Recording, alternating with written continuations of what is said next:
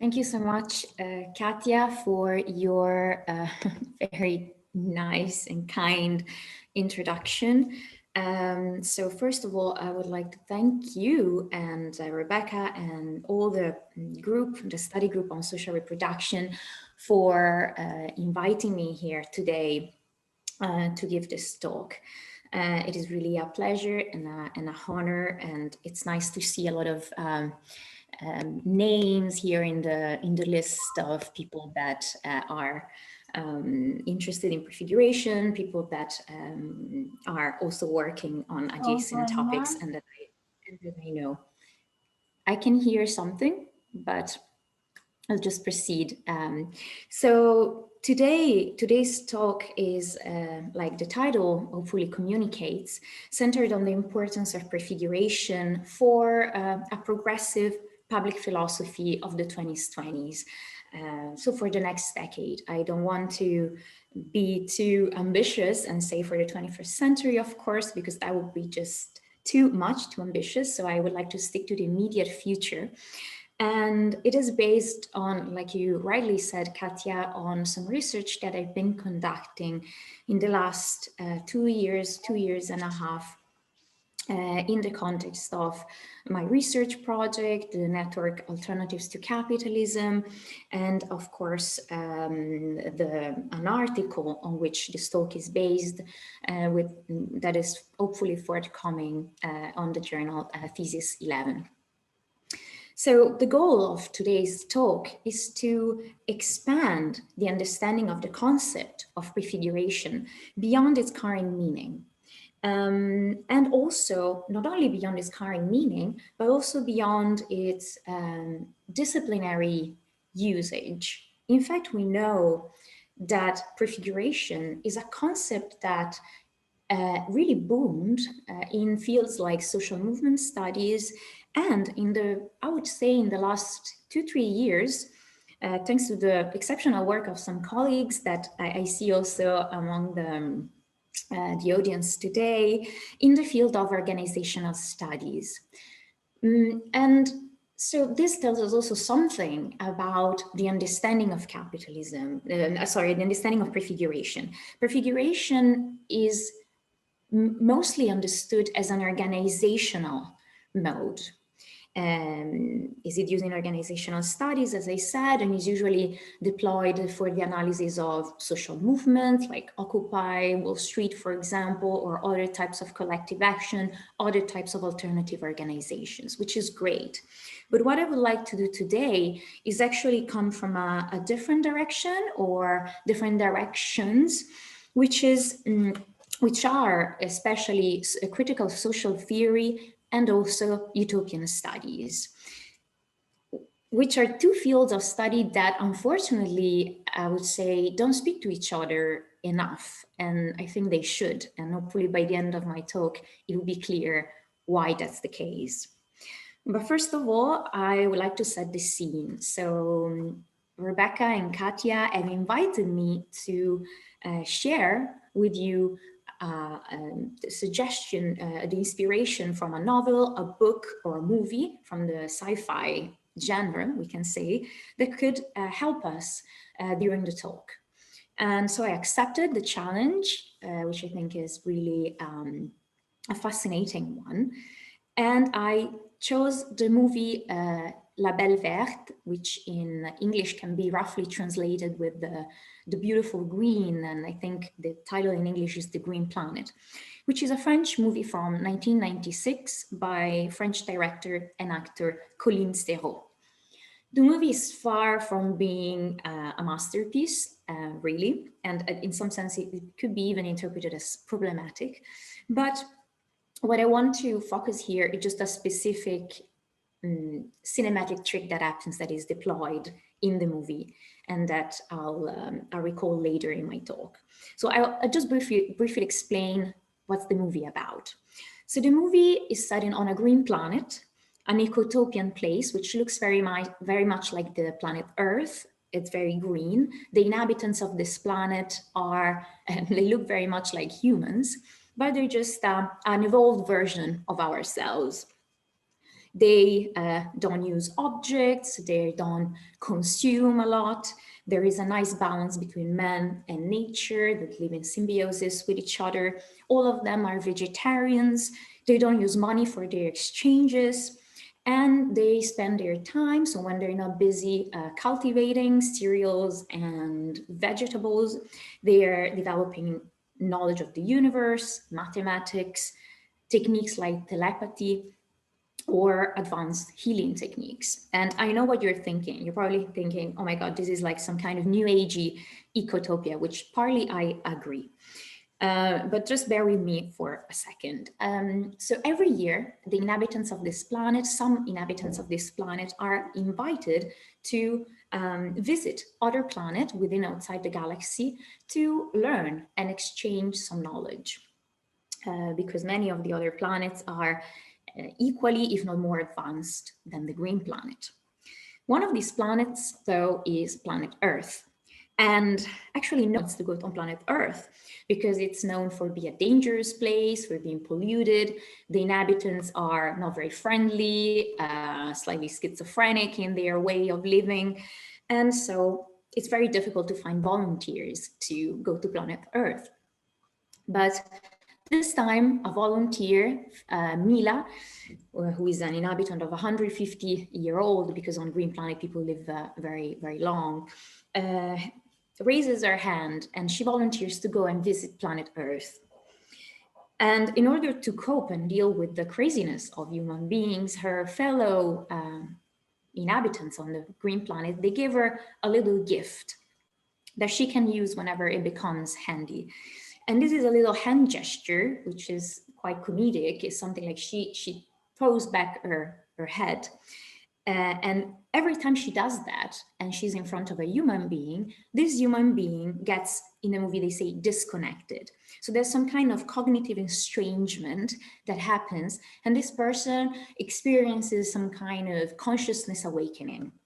And this is the key narrative trick around which all the movie unfolds. And during the movie, of course, we see Mila, the protagonist, leaving the Green Planet on a transparent sphere, landing in the middle of Paris, in the middle of the traffic, and then incurring in all a series of crazy adventures in which many times she uses this gesture to disconnect the people that she's encountering. And this will create a lot of situations and a lot of changes.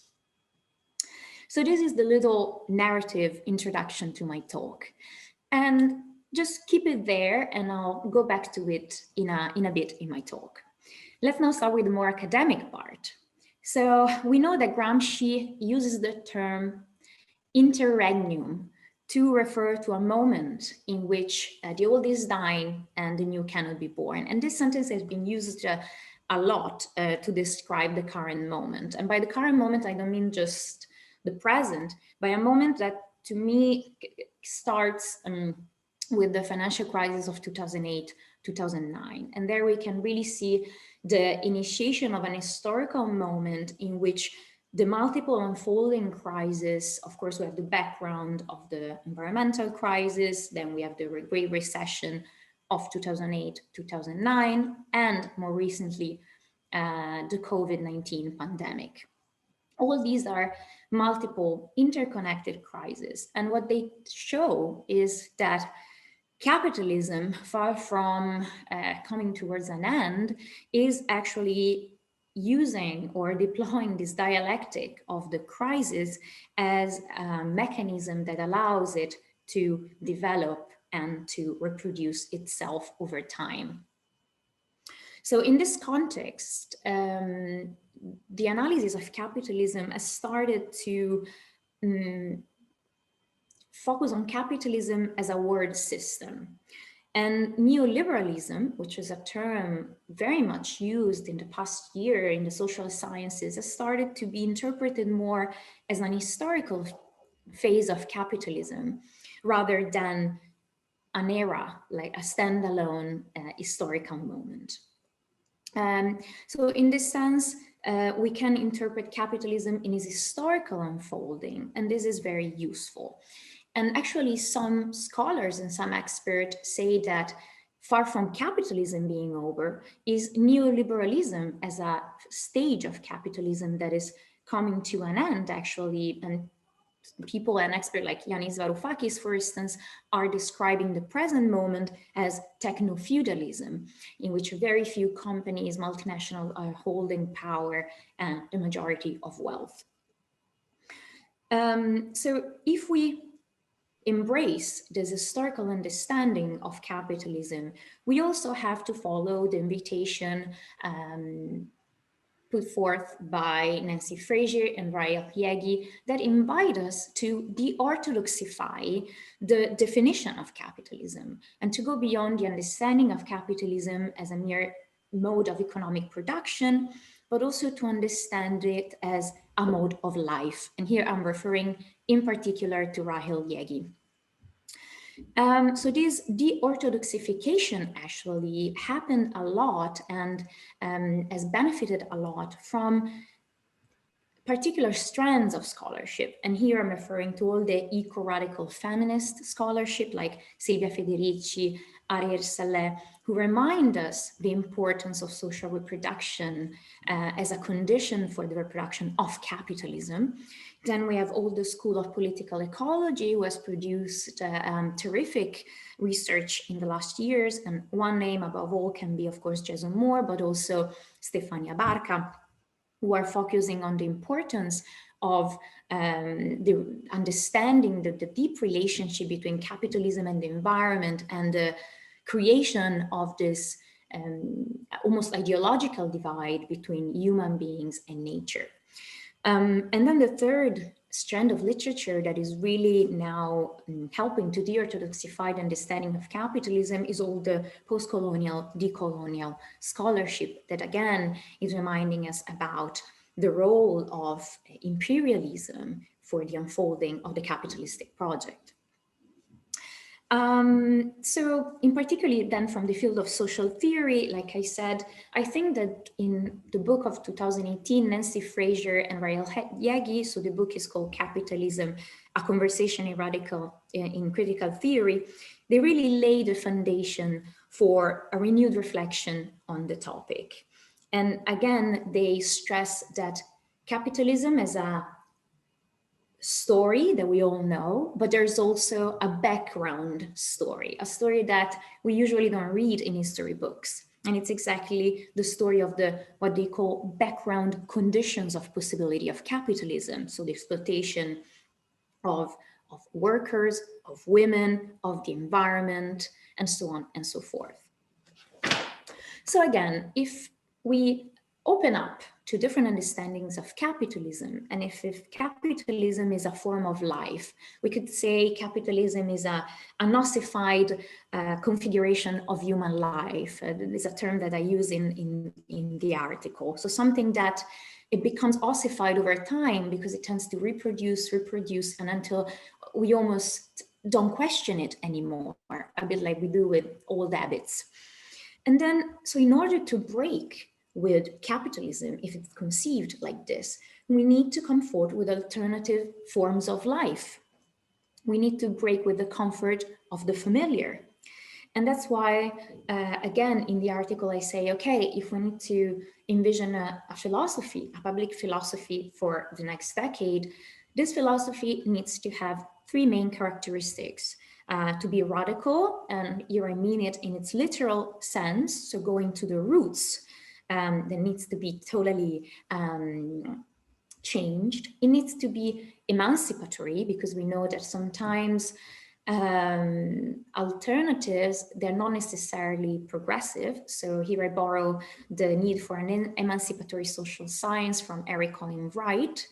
And thirdly, it needs to be decolonial. Decolonial in the sense that, unfortunately, still a lot of the literature and the scholarship that is used to study critically capitalism is very much based on Western-centric thought.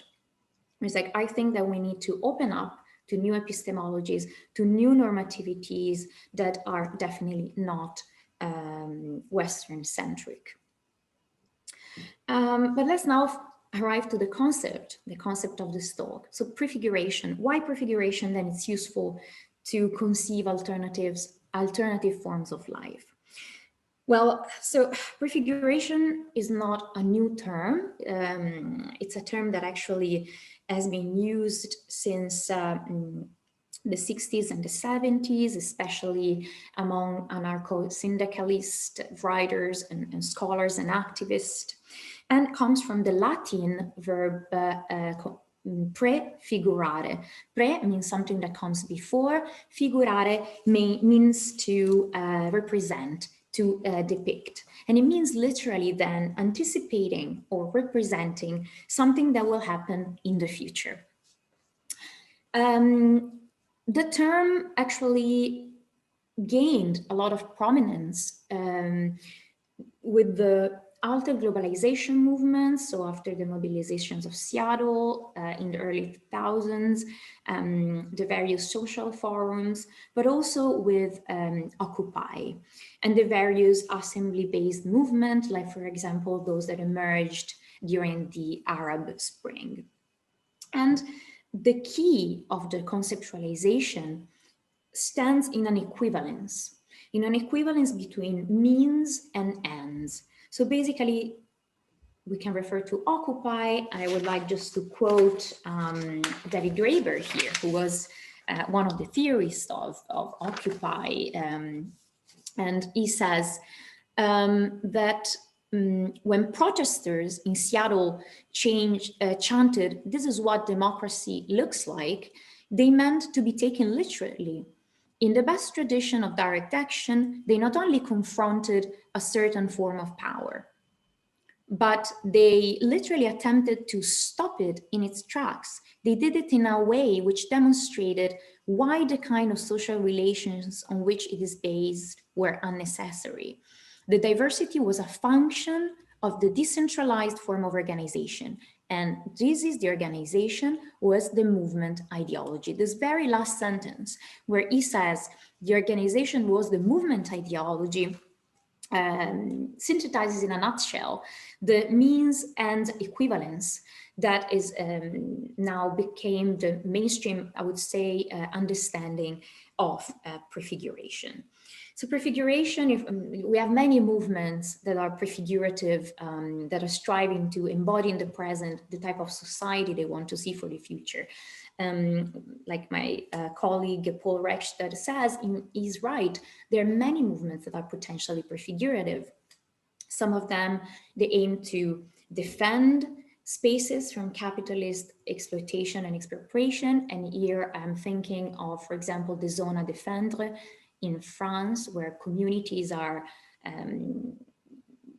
basically born in areas where, for example, there is a plan to build big infrastructural projects, like, for instance, an airport, so to defend places, or they can be created from scratch. And here I'm thinking at the example of intentional communities, or again, they can be deployed to restore places that used to be places of former capitalist exploitation. And here we have all the examples coming for the majority of them from Latin America of restored and occupied factories, for instance. So these were places of former capitalist exploitation that are then occupied and given a new purpose, a new goal, a new objective. So there is a pluriverse, and here I'm borrowing Escobar's terminology, of alternatives that are prefigurative. When it comes to the scholarship, one key person that has tried to go a bit beyond this understanding of prefiguration that is usually coming from social movement studies has been Anna Cecilia Dinerstein. She has coined, of course, inspired by Ernst Bloch's writings on hope and not yet, the term of concrete utopias. And she tells us that prefiguration is a process that starts with a critique, with a rejection of the status quo, and is followed by an affirmative moment, a creative moment that very often can be in turn followed by disappointment, failure, defeat. But nonetheless, there will be always what she defines the excess. And it's exactly in this excess, this creative sparkle, that we find the seed of prefiguration. And again, I think that Dinestein is right in her effort to go beyond the understanding that is very common of social movements and collective action as usually being demanding, grieving, or waiting, as they say in the social movement scholarship, for the opening of the political opportunity structures. Well, this is a type of understanding that doesn't fit very well with prefiguration. Also, Nancy Fraser talks about the need for a two-track political system in which we have civil society grieving, demanding, protesting. And on the other side, we have public institutions, governing bodies that have to respond to these grievances. And in fact, this is not very fitting to prefiguration, to the point that if we put on these interpretive lenses, many prefigurative movements can be labeled as being unsuccessful, ineffective. But that's not really the case. We're just looking at them with the wrong pair of glasses. What I think instead is much more useful is to embrace Dinestein saying when she writes that through prefiguration, we denaturalize capitalist society. Or again, and here I'm quoting the founding father of eco-socialism, one of the founding fathers of eco-socialism, which is Joel Covell, who writes, we need to offset the belief system. And here I'm quoting, to struggle for the qualitative side of things, to get the control over work. It's a classic, of course, goal of workers' movement, but to complement it with subjectivity, with beauty, with pleasure, and the spiritual. And in this book, Enemy of Nature, which to me is still too little studied, they should be really studied because it's fascinating. He describes intentional communities as an important place of prefiguration. These communities are not by chance named intentional, because they have an intention. This intention, in some cases, can be explicitly anti-capitalist. In other cases, can be the intention of creating or recreating a worldview following some political or spiritual leaders, for instance. But nonetheless, there is the goal of offsetting the belief system, of breaking with that ossified configuration of human life that is capitalism. And here again, I want to return to the importance of utopian studies.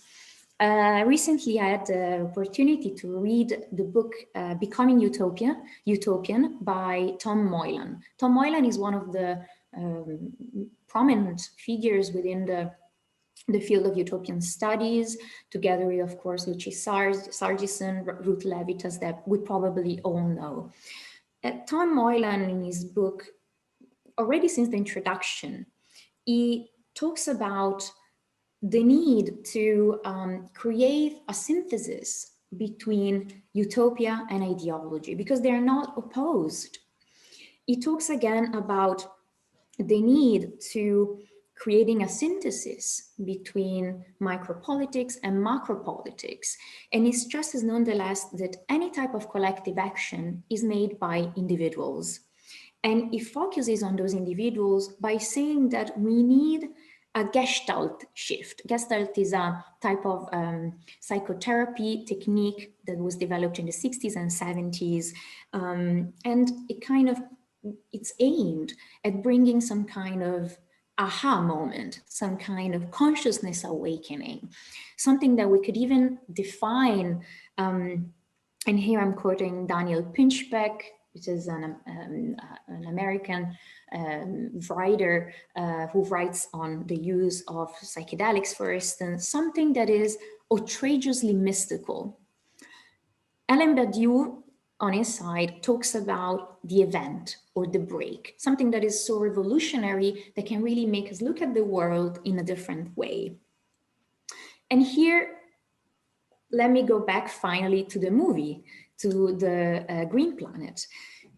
If you remember, the hand gesture that creates the disconnection that Mila uses when she's meeting the various human beings is exactly this, is provoking a cognitive estrangement. It's almost like it acts at the social, psychological level. I give you an example. She meets a woman outside of a shop. This woman has bought some meat. And then Mila asks her, why did you buy this meat? And this woman replies, well, to eat it. And Mila is like horrified at this. And she does this gesture. She disconnects this woman. And then we see this woman walking away, looking at this bag of meat, horrified as well, and looking at the steak and looking at it and being just like, I can't believe that we humans eat this. Another example, Mila witnesses a minor car crash. One of the drivers comes out of the car and starts yelling at everyone. And again, she intervenes doing this gesture. And suddenly this man walks away, takes away his shoes, and he starts hugging everyone, thanking everyone, hugging trees.